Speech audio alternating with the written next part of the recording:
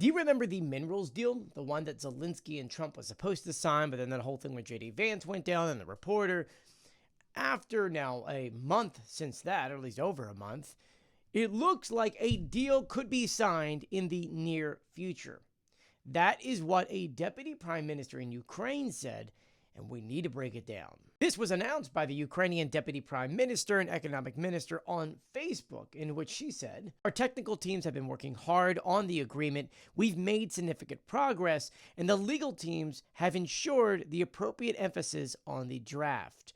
I extend my thanks to the negotiators on both sides." And I know what you're saying, this came out of nowhere, but it didn't, because you see on April 11th and April 12th, U.S. officials met with Ukrainian officials in Washington, D.C. to hash out everything in this deal. Now, I'll be the first one to tell you, I have no idea what's inside this new deal.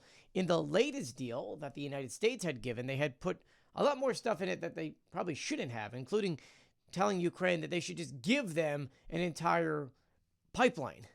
Seriously. And here's the other side of things from the U.S. point of view. We just saw China kind of rip away our access to minerals from them, and so we need another country to be able to provide these things, and Ukraine's right there. And as this announcement came out, we saw an article come out from Bloomberg that said the U.S. had softened its demands, lowering its payback for what it felt that it was provided to Ukraine. Remember, Trump said it was $300 billion. And at least according to the latest articles, the real number, or that number that Trump is wanting to get, slowly came down closer to the actual real number of support we gave Ukraine. But remember, we actually didn't give Ukraine money.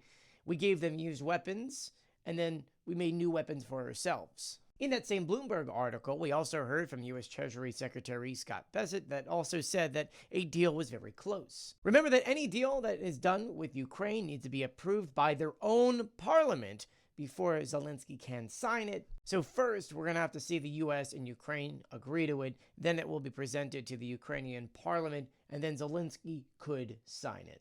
And lastly, this needs to be a beneficial contract, something in which both countries will benefit from. So let me know what you think in the comments section. Please repost my video and follow me for more.